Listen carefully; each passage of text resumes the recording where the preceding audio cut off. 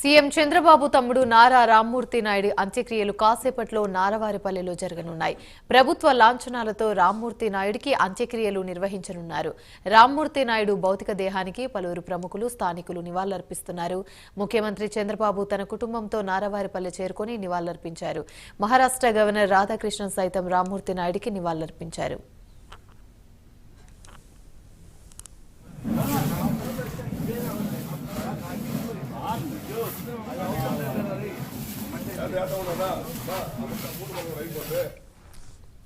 నారవారిపల్లెలో రామ్మూర్తి నాయుడు అంత్యక్రియలకు ఏర్పాట్లు పూర్తయ్యాయి. నారవారిపల్లెలోని స్వంత వ్యవసాయ క్షేత్రంలో దహన సంస్కారాలు నిర్వహించనున్నారు. ఈ ఏర్పాట్లలో చంద్రగిరి ఎమ్మెల్యే పులివర్తి నాని ఆధ్వర్యంలో చేశారు. మధ్యాహ్నం 2:30 గంటలకు అంతిమయాత్ర ప్రారంభం కానుంది.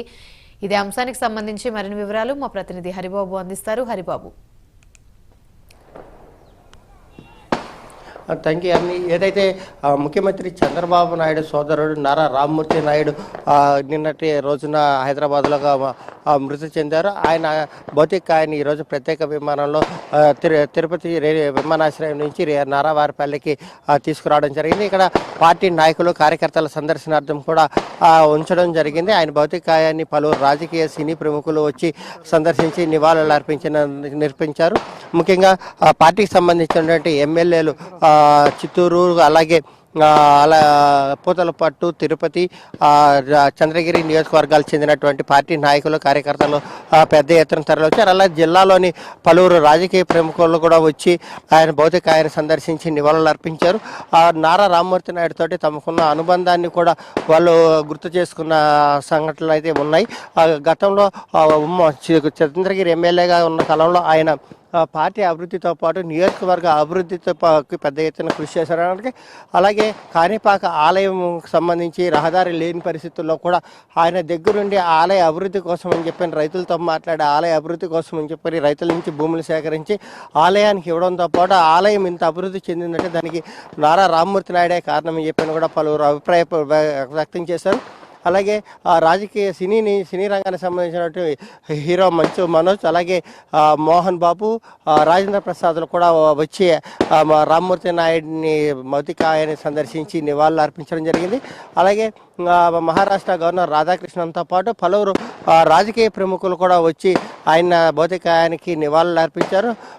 కుటుంబ సభ్యులు మొత్తం కేవలం ఇది ఇంటి కార్యక్రమం కాబట్టి ఇంటి వరకే చేయాలని చెప్పిన వాళ్ళు నిర్ణయించిన నేపథ్యంలో దానికి సంబంధించి కూడా ఏదైతే చంద్రగిరి ఎమ్మెల్యే నాని ఉన్నారో నాని దహన సంస్కారాలకి అవసరమైన ఏర్పాట్లన్నీ దగ్గరుండి పర్యవేక్షించి ఆయన పర్యవేక్షణలోనే జరుగుతున్నాయి. 2:30 గంటలకి అంతిమ యాత్ర ప్రారంభమవుతుందని చెప్పి కుటుంబ సభ్యులు నిర్ణయించారు.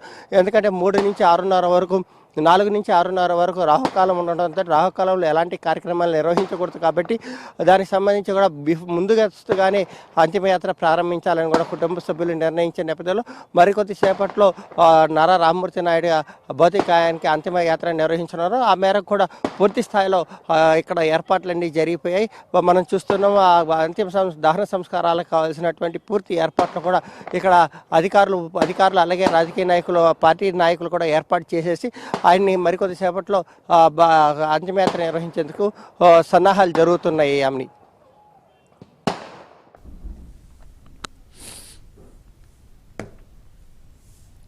Right, thank you.